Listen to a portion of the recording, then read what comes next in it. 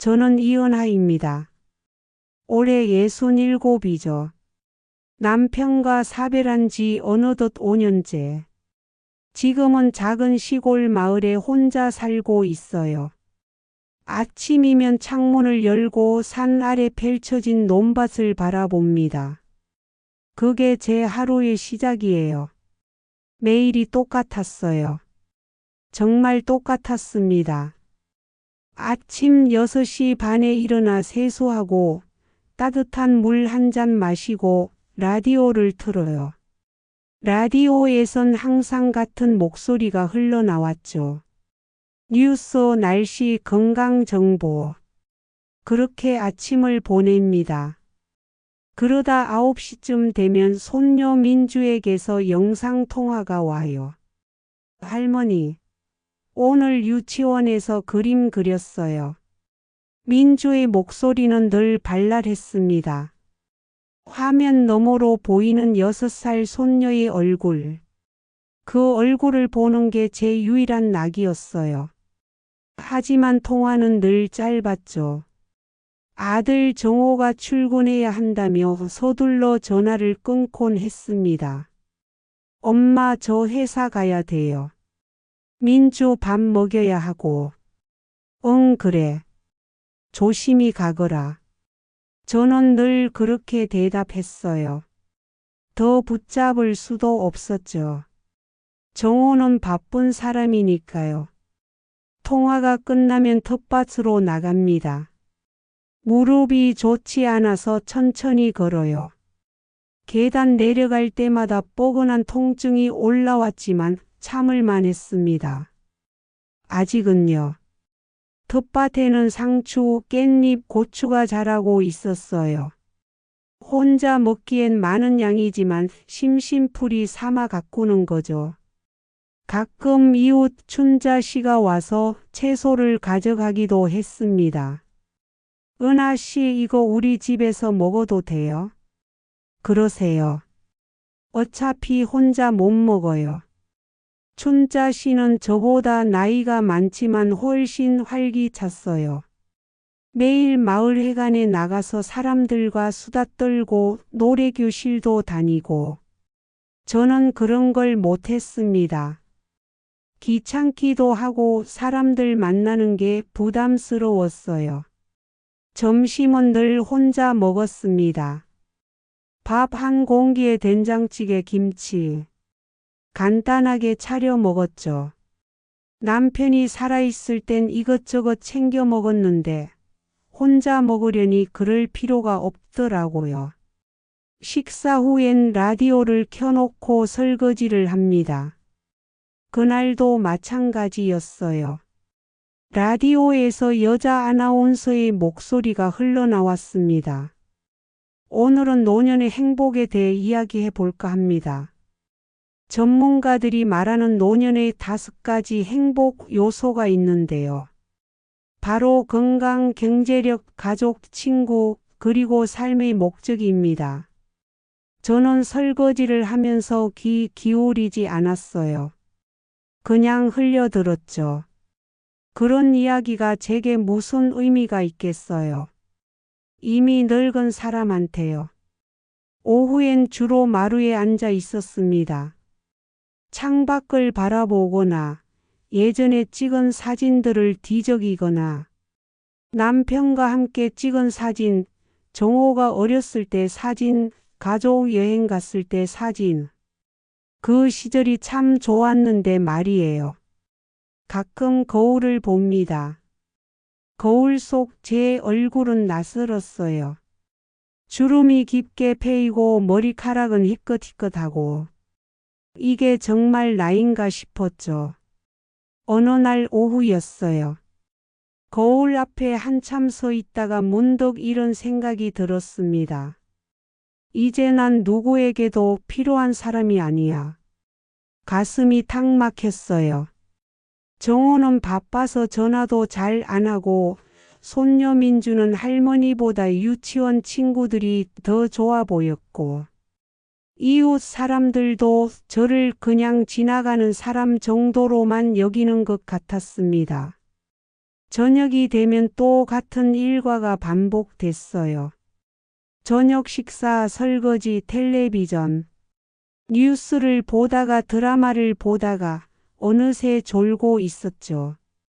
그러다 깨서 방으로 들어가 잠을 청합니다. 이불 속에 누워 있으면 남편 생각이 났어요. 남편은 늘 제 옆에서 코를 골았죠. 시끄러워서 투덜거렸는데 지금은 그 소리가 그립습니다. 빈자리가 너무 컸어요. 한밤중에 깨면 천장을 바라봤습니다. 어둠 속에서 이런저런 생각이 들었죠. 내 인생은 이제 끝난 건가? 앞으로 뭘 하며 살아야 하지? 이대로 늙어가는 건가? 답이 없었어요. 그냥 눈을 감고 다시 잠들려 애썼습니다. 다음 날도 그 다음 날도 똑같았어요. 아침에 일어나고 민주 영상통화 받고 텃밭 가꾸고 점심 먹고 오후엔 멍하니 앉아있고 그렇게 하루가 지나갔습니다. 어느 날은 춘자 씨가 왔어요. 은하 씨, 우리 마을 회관에서 노래교실 하는데 같이 가요. 저는 됐어요. 노래 못해요. 아니, 노래 잘하고 못하고가 중요한 게 아니라 사람들 만나는 게 좋잖아요. 저는 고개를 저었습니다. 사람들 만나는 게 귀찮았어요. 무슨 말을 해야 할지도 모르겠고 그냥 집에 있는 게 편했죠. 춘자 씨는 안타까운 표정을 지었지만 더 권하지 않았어요. 그럼 또 올게요. 건강 챙기고요. 춘자 씨가 돌아간 후 저는 또 혼자였습니다. 저녁에 라디오를 들었어요. 그날따라 라디오에서 또 그 이야기가 나왔습니다. 노년의 행복 5가지를 잊지 마세요. 건강, 돈, 가족, 친구, 그리고 목적. 이것들이 있다면 노년은 결코 외롭지 않습니다. 저는 라디오를 껐어요.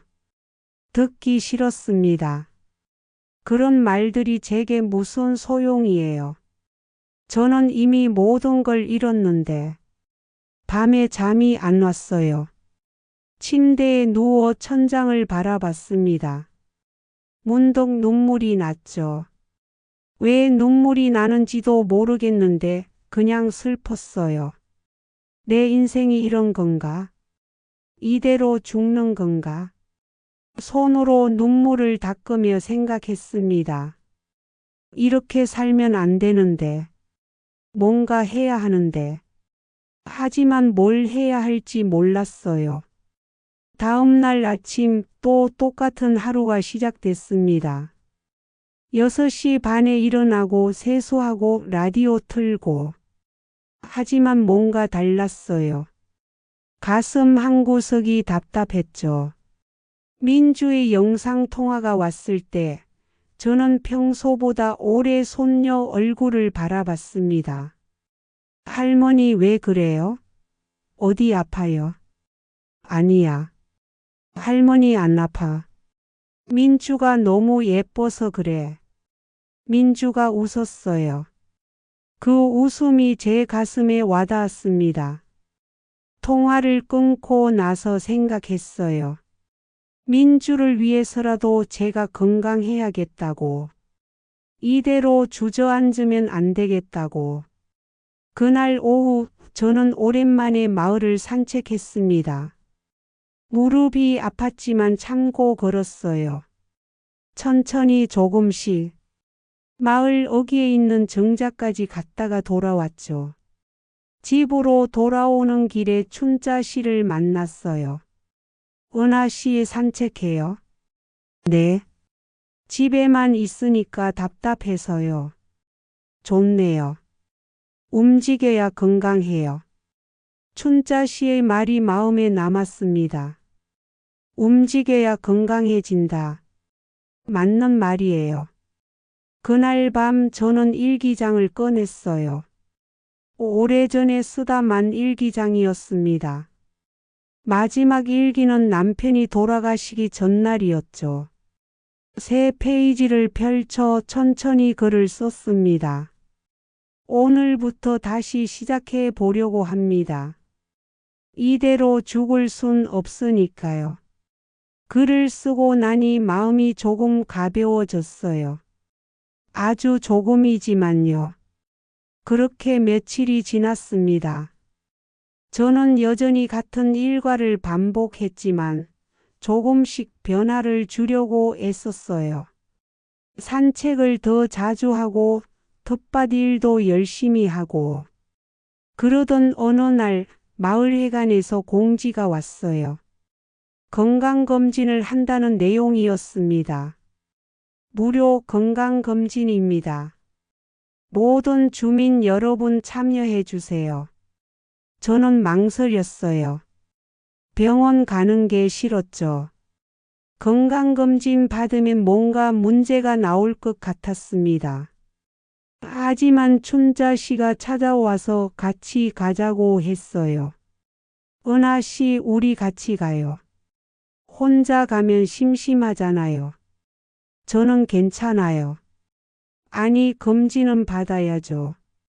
나이 들수록 건강이 제일 중요해요. 결국 저는 춘자 씨를 따라 마을회관으로 갔습니다. 검진장에는 사람들이 많았어요. 다들 제 또래였죠. 순서를 기다리며 앉아 있는데 옆에 앉은 할머니가 말을 걸었어요. 요즘 건강은 어떠세요? 그냥 그래요. 무릎이 좀 안 좋긴 한데. 아이고, 나도 허리가 아파서 큰일이에요. 사람들은 서로 자기 병 이야기를 했습니다. 누구는 혈압이 높고 누구는 당뇨가 있고. 저는 그 이야기들을 들으며 문득 생각했어요. 다들 아픈 데가 있구나. 제 차례가 왔어요. 의사 선생님이 여러 검사를 했습니다. 혈압, 혈당, 엑스레이. 그리고 무릎, 관절을 만져보더니 심각한 표정을 지었어요. 이은하 씨 무릎 관절염이 꽤 진행됐네요. 많이 아프진 않은데요. 지금은 그래도 나중엔 더 심해질 겁니다. 수술도 고려해야 할 수 있어요. 수술이라는 말에 가슴이 철렁했어요. 수술요?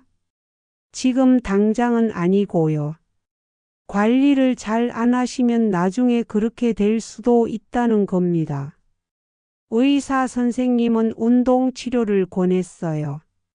재활 운동을 하면 무릎이 좋아질 수 있다고 했죠. 복지센터에 재활 프로그램이 있으니 한번 가보세요. 저는 고개를 끄덕였지만 마음속으론 복잡했습니다. 수술. 그 말이 계속 머릿속을 맴돌았어요. 검진을 마치고 집으로 돌아오는 길 버스를 탔습니다. 버스 안은 한산했어요. 창가에 앉아 밖을 바라봤죠. 창문에 비친 제 얼굴이 보였어요. 주름진 얼굴, 힘없는 눈빛. 그 모습이 너무 낯설었습니다. 저게 나야? 버스가 흔들릴 때마다 무릎에서 둔한 통증이 올라왔어요. 참을만 했지만 불편했죠. 문득 생각했습니다.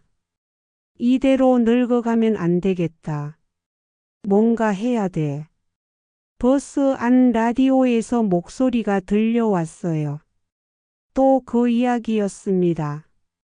건강, 돈, 가족, 친구, 그리고 목적. 이 5가지를 잃지 마세요. 노년의 행복은 여기에 있습니다. 이번엔 귀를 기울였어요.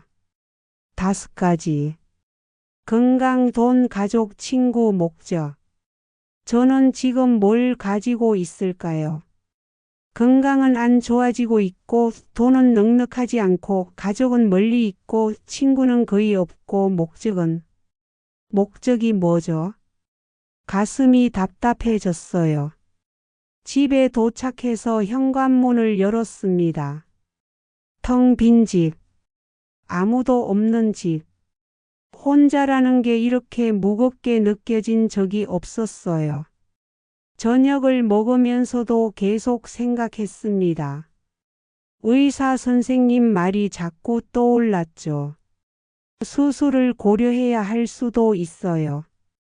수술을 하게 되면 어떻게 하죠? 혼자 사는데 누가 돌봐줄 건가요? 정호한테 말하면 분명 요양원 가라고 할 거예요. 밤에 잠이 안 왔어요. 천장을 바라보며 이런저런 생각이 들었습니다. 이대로 요양원에 가는 건가? 집을 떠나야 하는 건가? 내 인생은 여기서 끝나는 건가? 눈물이 났어요. 억울했습니다. 아직 뭐라도 하고 싶은데 몸이 말을 안 들으니까요. 다음 날 아침 민주에게서 영상통화가 왔어요. 할머니, 오늘 날씨 좋아요. 민주의 밝은 얼굴을 보니 마음이 조금 풀렸습니다. 그래, 우리 민주 오늘 유치원 가니? 네. 오늘 소풍 가요. 소풍? 재밌겠다. 민주가 신나서 떠들었어요. 친구들 이야기, 선생님 이야기. 저는 그 이야기를 들으며 웃었습니다. 통화를 끊고 나서 생각했어요. 민주를 위해서라도 건강해야겠다고. 손녀가 할머니를 걱정하게 만들면 안 되니까요. 그날 저는 결심했습니다. 복지센터에 가보기로요. 오후에 복지센터 전화번호를 찾아 전화를 걸었어요. 떨리는 마음으로요. 여보세요. 재활 프로그램 문의하려고 하는데요. 네, 말씀하세요. 무릎 재활 운동 하고 싶은데 어떻게 해야 하나요? 상담원은 친절하게 설명해 줬어요. 다음 주 월요일부터 시작할 수 있다고 했죠. 전화를 끊고 나서 한숨을 쉬었습니다. 떨렸어요. 새로운 곳에 간다는 게, 새로운 사람들을 만난다는 게 두려웠죠. 하지만 이대로 있을 순 없었어요. 뭐라도 해야 했습니다. 저녁에 일기를 썼어요. 다음 주부터 복지센터에 갑니다. 무섭지만 해야 할 것 같아요. 일기장을 덮으며 다짐했습니다. 이번엔 포기하지 않겠다고요. 월요일 아침이 밝았습니다. 복지센터에 가는 날이에요. 아침부터 긴장됐죠. 옷을 여러 번 갈아입었어요. 뭘 입어야 할지 몰라서요.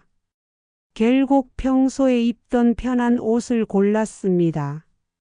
간단한 블라우스에 면바지. 거울을 보며 머리를 빗었어요. 괜찮아. 할 수 있어. 스스로에게 말했지만 가슴은 계속 두근거렸습니다. 9시에 집을 나섰어요. 복지센터까지는 버스로 30분 정도 걸렸죠. 버스에 앉아 창밖을 바라봤습니다. 잘할 수 있을까? 사람들이 날 어떻게 볼까? 불안한 마음이 들었어요.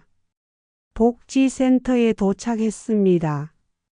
생각보다 큰 건물이었어요.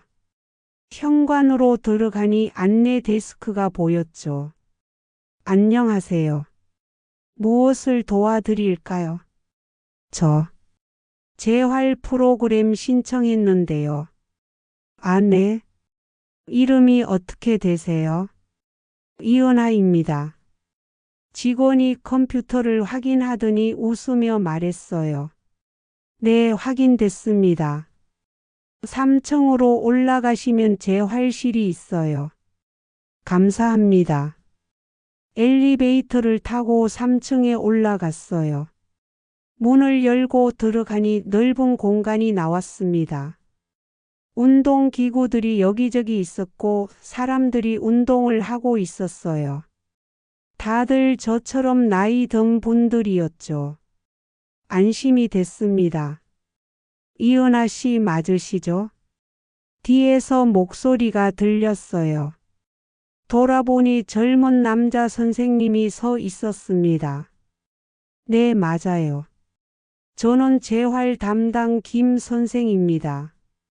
반갑습니다. 선생님은 밝게 웃었어요.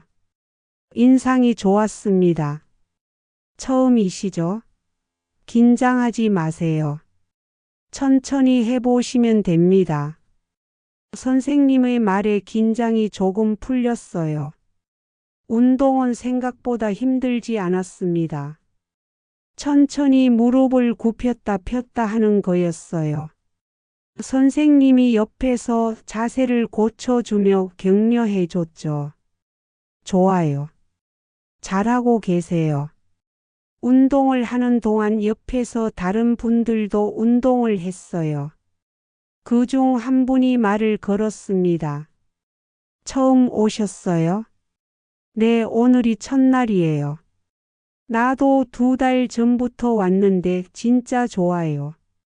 무릎이 많이 나아졌어요. 그분은 제 또래로 보이는 할머니였어요. 환한 미소가 인상적이었죠. 저는 김춘자예요. 저도 춘자 씨 아는데. 어머, 그분도 춘자 씨예요. 세상 참 좁네요. 우리는 웃었습니다. 이상하게 마음이 편해졌어요. 운동이 끝나고 휴게실로 갔어요. 춘자 씨가 물을 건네주며 말했습니다. 여기 자주 오세요. 사람들도 좋고 운동도 도움돼요. 네, 열심히 해볼게요. 그날 집으로 돌아오는 길 마음이 가벼웠어요. 뭔가 새로운 시작을 한 것 같았죠. 집에 도착해서 거울을 봤습니다. 얼굴에 생기가 조금 돈 것 같았어요. 저녁에 정호에게서 전화가 왔어요. 엄마 오늘 뭐 하셨어요? 응, 복지센터에 갔다 왔어. 복지센터요? 왜요? 무릎 재활 운동하러. 아, 그래요? 좋네요. 건강 챙기세요. 정호는 무심하게 대답했지만 저는 기분이 좋았어요. 뭔가 이야기할 게 생겼으니까요. 그날 밤 일기를 썼습니다. 오늘 복지센터에 다녀왔습니다. 생각보다 좋았어요. 춘자 씨라는 분도 만났고 내일도 가야겠어요. 일기를 쓰며 웃음이 났어요. 오랜만에 느끼는 설렘이었습니다. 다음 날도 그 다음 날도 복지센터에 갔어요. 운동을 하고 사람들과 이야기를 나누고 조금씩 친해졌죠. 어느 날 춘자 씨가 제안했어요.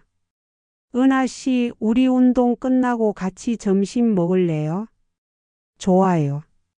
우리는 센터 근처 식당에 갔습니다. 순두부찌개를 시켜 먹으며 이야기를 나눴어요.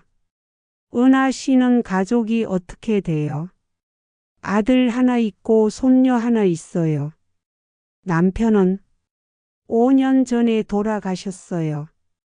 아이고, 그러셨구나. 힘드셨겠어요. 이젠 괜찮아요. 춘자 씨는 고개를 끄덕였어요. 나도 남편이랑 따로 살아요. 싸워서요. 벌써 10년째. 헤어지신 건 아니에요? 헤어진 건 아니고 그냥 각자 살아요. 가끔 연락은 하지만. 춘자 씨는 웃으며 말했지만 눈빛이 쓸쓸해 보였어요. 사람 사는 게 다 비슷비슷해요. 춘자 씨의 말에 고개를 끄덕였습니다. 맞아요. 다들 각자의 사연이 있죠. 그날 이후로 춘자 씨와 자주 만났어요. 운동 끝나고 같이 점심 먹고 가끔 산책도 하고 친구가 생긴 것 같아 기뻤습니다. 어느 날 센터에서 자원봉사자를 만났어요. 한지수라는 분이었죠. 60대 후반으로 보이는 남자분이었는데 인상이 온화했어요. 안녕하세요. 저는 한지수입니다. 여기서 자원봉사하고 있어요. 아, 네. 저는 이은하예요. 지수 씨는 센터에서 어르신들을 돕는 일을 했어요. 운동 보조도 하고 상담도 하고. 은하 씨 여기 다니신 지 얼마나 되셨어요? 한 달 정도요. 무릎이 좀 나아지셨어요? 네, 많이 좋아졌어요. 지수 씨는 웃으며 말했습니다. 다행이네요. 꾸준히 하는 게 제일 중요해요. 지수 씨와 이야기를 나누며 알게 됐어요. 지수 씨는 원래 회사원이었는데 은퇴 후에 봉사활동을 시작했대요. 봉사하면서 삶의 의미를 찾았어요. 지수 씨의 말이 마음에 와닿았습니다. 삶의 의미. 그날 집으로 돌아오면서 생각했어요. 나도 뭔가 의미 있는 일을 할 수 있을까? 그냥 운동만 하는 게 아니라 다른 사람을 도울 수 있을까? 집에 도착해서 오래된 저금 통장을 꺼냈어요. 남편이 돌아가시기 전에 함께 모은 돈이었죠. 얼마 안 되지만 몇백만 원 정도 있었습니다. 이 돈으로 뭘 하면 좋을까? 혼자 중얼거리며 통장을 바라봤어요. 뭔가 의미 있는 일에 쓰고 싶었습니다. 그날 밤 일기를 쓰며 다짐했어요. 나도 뭔가 해보고 싶습니다. 그냥 운동만 하는 게 아니라 사람들에게 도움이 되는 일을요. 일기장을 덮으며 마음속에 작은 불씨가 지펴지는 걸 느꼈습니다. 복지센터에 다닌 지 2달째 되던 날이었어요. 운동을 하다가 갑자기 무릎에서 찌릿한 통증이 왔습니다. 아! 소리를 지르며 주저앉았어요. 김 선생님이 달려왔죠. 은하 씨 괜찮으세요? 무릎이 갑자기 아파요. 선생님이 제 무릎을 살펴봤어요. 표정이 심각해졌습니다. 병원에 가보셔야 할 것 같아요. 많이 아픈 건 아닌데. 아니에요. 이건 그냥 넘어갈 게 아니에요. 춘자 씨가 저를 부축해 일으켰어요. 은하 씨 병원 가요. 내가 같이 갈게요. 결국 병원에 갔습니다.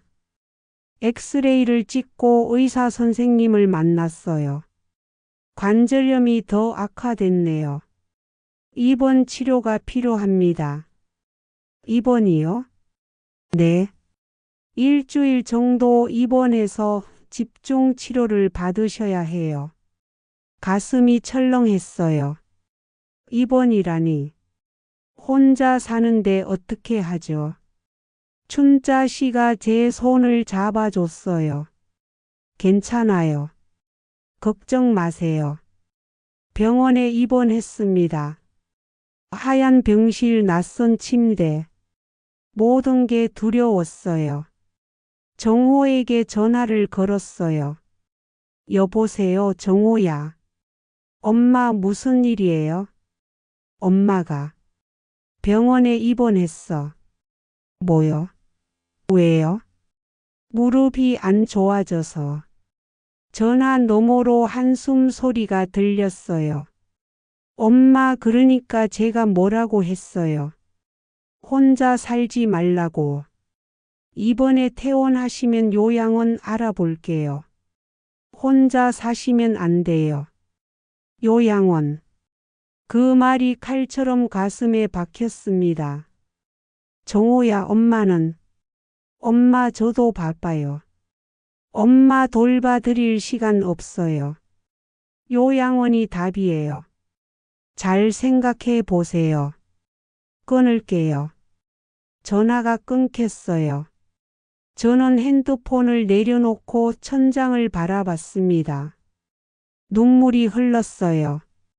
나는 아직 나답게 살고 싶은데 요양원에 가면 모든 게 끝나는 것 같았어요. 자유도 삶도 모든 게요.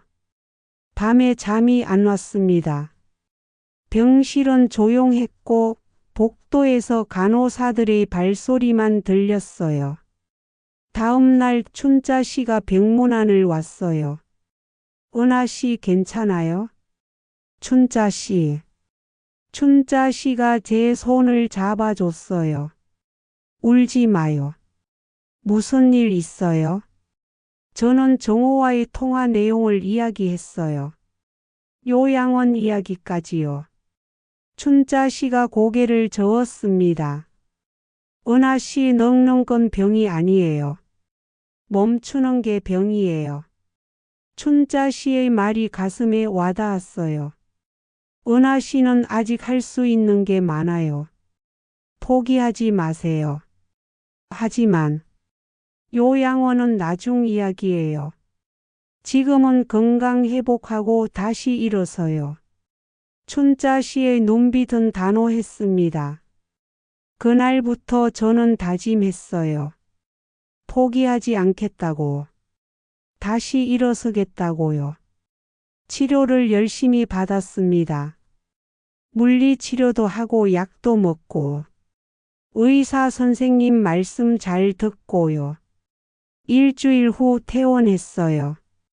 무릎은 아직 완전하진 않았지만 많이 나아졌죠.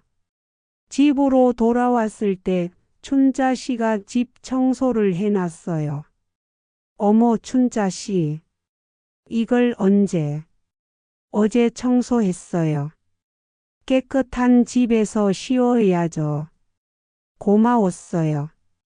정말 고마웠습니다. 춘자 씨 제가 뭘로 보답해야 할지. 보답은 무슨? 친구 사이에. 춘자 씨는 웃으며 말했어요. 그날 밤 저는 오래된 저금 통장을 다시 꺼냈습니다. 입원비로 많이 써버렸어요. 남은 돈이 얼마 안 됐죠. 이제 뭘 할 수 있을까? 하지만 포기하지 않았어요.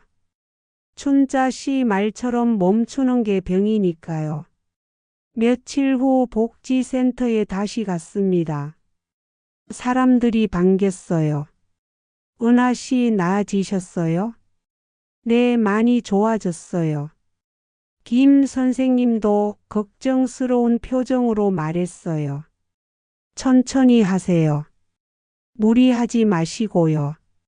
네, 알겠습니다. 운동을 하면서 지수 씨를 만났어요.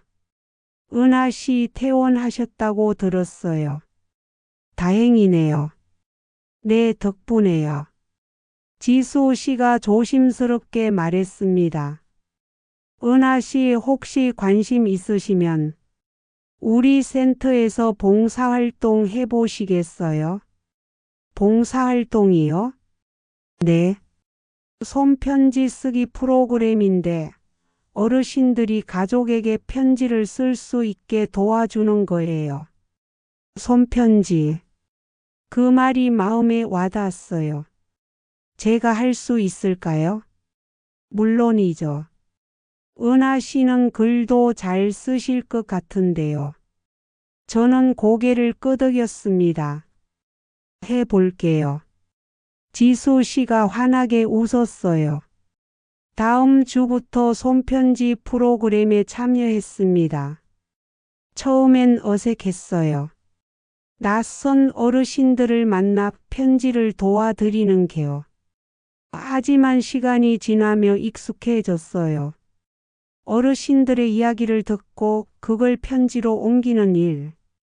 생각보다 의미가 있었습니다. 어느 날 한 할머니가 말씀하셨어요. 선생님, 제 딸한테 편지 쓰고 싶어요. 어떤 내용으로 쓰시고 싶으세요? 미안하다고 사랑한다고. 그동안 말 못했던 거요. 할머니의 눈에 눈물이 고였어요. 저도 울컥했습니다. 편지를 함께 쓰면서 생각했어요. 사람들은 다 할 말이 있구나. 그걸 못하고 살았구나. 그날 이후로 봉사활동에 더 열심히 참여했어요. 매주 2번씩 센터에 나가 어르신들을 도왔죠. 춘자 씨도 함께 봉사를 시작했어요. 은하 씨 이거 진짜 좋은 일이네요. 그러게요. 보람 있어요. 우리는 웃으며 편지를 썼습니다. 하지만 문제가 생겼어요. 센터 예산이 삭감됐다는 소식이 들려왔죠. 지수 씨가 걱정스러운 표정으로 말했어요. 프로그램이 중단될 수도 있어요. 뭐라고요? 예산이 없어서요. 이번 달까지만 운영하고 멈출 것 같아요. 가슴이 답답했어요. 이제 막 시작했는데 벌써 끝나는 건가요? 집으로 돌아오는 길 마음이 무거웠습니다. 현관문을 열고 들어갔는데 택배 상자가 놓여 있었어요. 민주가 보낸 거였죠. 상자를 열어보니 손편지가 들어 있었습니다. 민주가 쓴 편지였어요. 할머니, 나중에 나도 할머니처럼 사람들 편지 써주는 사람이 되고 싶어요. 할머니가 제일 멋져요. 사랑해요. 눈물이 쏟아졌어요. 가슴이 뜨거워졌습니다. 민주가 저를 보고 있었구나. 제가 하는 일을 알고 있었구나. 그제서야 깨달았어요.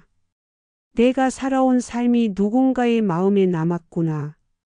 그날 밤 저는 라디오에 사연을 보냈습니다.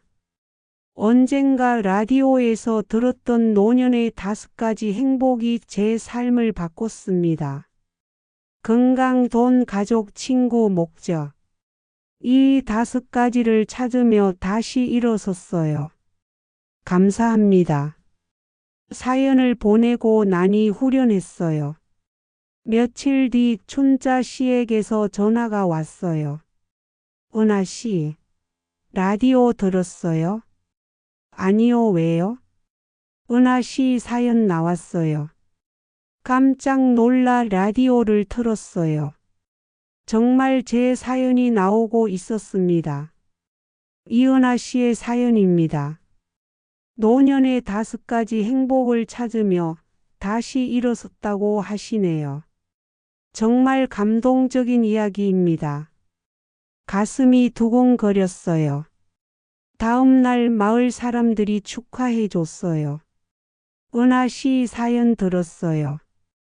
대단하세요. 축하해요. 사람들의 따뜻한 말이 가슴에 와닿았습니다. 복지센터에 갔을 때도 마찬가지였어요. 사람들이 박수를 쳐줬죠. 은하 씨 유명인이 됐네요. 저는 부끄러웠지만 기뻤어요. 지수 씨가 다가와 말했어요. 은하 씨 좋은 소식이 있어요. 무슨 소식이요? 은하 씨 사연이 라디오에 나가면서 후원자가 생겼어요. 프로그램 계속할 수 있대요. 정말요? 네. 은하 씨 덕분이에요. 눈물이 났어요. 기쁜 눈물이었습니다. 그날 밤 민주에게 영상 통화를 걸었어요. 민주야, 할머니 편지 고마워. 할머니 라디오 들었어요. 할머니 목소리 나왔어요. 그래, 들었구나. 할머니 정말 멋져요. 민주의 웃는 얼굴을 보니 가슴이 벅찼어요. 통화를 끊고 나서 생각했습니다. 이제 나는 부족한 게 하나도 없어요. 건강도 회복했고, 친구도 생겼고, 가족과도 연결됐고, 목적도 찾았어요. 돈은 많지 않지만 충분했습니다. 그날 밤 일기를 썼어요. 오늘 행복합니다. 진짜로요. 일기장을 덮으며 미소 지었습니다. 그 후로 1년이 흘렀어요. 저는 여전히 복지센터에서 봉사활동을 하고 있습니다. 손편지 프로그램은 더 확대됐고 참여하는 어르신들도 늘었어요. 춘자 씨는 여전히 제 곁에 있었죠. 우리는 매주 2번씩 센터에 나가 함께 봉사를 했습니다. 어느 날 센터에서 지수 씨가 말했어요. 은하 씨, 이제는 은하 씨가 다른 사람들한테 멘토가 됐어요. 멘토요? 네. 새로 오시는 분들이 은하 씨 보고 용기를 얻는데요. 저는 부끄러웠지만 뿌듯했어요. 무릎은 완전히 나은 건 아니지만 관리를 잘하니까 큰 문제는 없었습니다. 매일 재활 운동을 하고 건강을 챙겼죠. 정호도 달라졌어요. 제가 봉사활동을 한다는 걸 알고 나서 태도가 바뀌었습니다. 엄마 요양원 이야기는 취소할게요. 엄마가 하고 싶은 대로 하세요. 정호야 고마워. 제가 너무 엄마 마음을 몰랐어요. 미안해요. 정호의 사과를 듣고 눈물이 났어요. 민주는 자주 편지를 보내왔습니다. 할머니를 닮고 싶다는 말도 계속했죠. 할머니, 나도 크면 봉사활동 할 거예요. 민주의 말을 들을 때마다 가슴이 벅찼어요. 어느 날 텃밭을 가꾸며 생각했습니다. 예전엔 혼자라고 느꼈는데 지금은 아니에요. 주변에 많은 사람들이 있었죠. 춘자 씨, 지수 씨, 센터 사람들, 그리고 민주와 정호. 저는 더 이상 외롭지 않았어요. 저녁에 창가에 앉아 햇살을 받으며 미소 지었습니다. 따뜻한 햇살이 얼굴에 닿았어요. 민주에게 편지를 썼습니다. 민주야, 오래 살면 좋은 게 뭔지 아니? 마음이 천천히 자라는 거야. 할머니도 이제야 알았어. 나이 드는 건 두렵지 않아. 오히려 선물이야. 편지를 쓰며 생각했어요. 건강, 돈, 가족, 친구, 그리고 목적. 이 5가지가 있으면 나이 드는 건 정말 선물이 되는 거구나. 저는 이제 알아요. 삶은 멈추는 순간 끝나는 게 아니라 포기하는 순간 끝난다는 걸요. 그날 밤 일기장 마지막 페이지에 이렇게 적었습니다. 이것이 제 마지막 일기입니다. 하지만 제 삶은 아직 끝나지 않았어요. 앞으로도 계속될 거예요. 건강하게 행복하게 의미 있게. 일기장을 덮으며 창밖을 바라봤어요. 별이 빛나고 있었습니다. 저는 웃으며 중얼거렸어요. 이제 시작이야.